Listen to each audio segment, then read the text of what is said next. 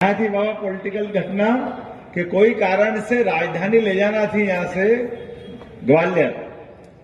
तो ग्वालियर राजधानी ले जाने में इच्छा तो नहीं थी, लेकिन महाराज जी चले गए, शांत हो गए। दौलत राव जी सिंधिया साहब के समय 1812 में राजधानी गई। तो उनने क्या समीकरण बनाया, एक तो राजधानी ले गए, दूसरा धीरे से एक मंत्र फूक गया कि भैया यहाँ राजा रात नहीं रहेगा तो परिवार ही नहीं पड़ गया, कोई आएगा ही नहीं दूसरा कब्जा करने के लिए। ये थी उनकी राजनीतिक रणनीति।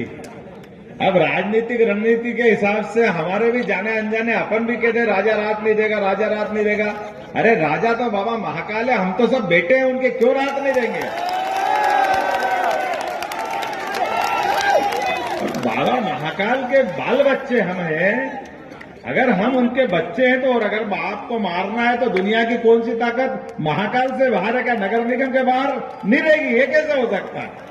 बाबा महाकाल नगर निगम तक ही रहेंगे, ये कौन सी बात? ब्रह्मांड में कहां कोई बच सकता है? बाबा महाकाल ने अगर टेढ़ी निगाह कर ली तो बाबा तो जन्म देने वाले हैं, आशीर्वाद देने वाले हैं। इसलिए बाबा ने कहा बटोरो मत, तुम्हारे उज्जैन में ही दे देता तो झंझट ही खत्म। आप यही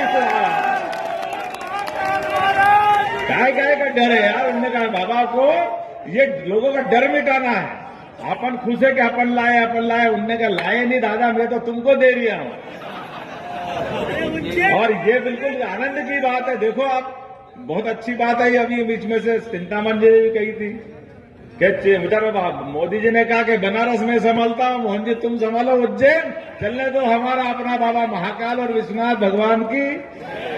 और हमने तो ये सिलसिला चालू रखा है, आज नहीं पिछले 5 साल से हमारी दोनों की बनारस और उज्जैन की एक दोस्ती चल रही है। वो अयोध्या में दीपक का रिकॉर्ड तोड़ते तो हम शिवरात्रि में रिकॉर्ड उज्जैन में तोड़ देते हैं।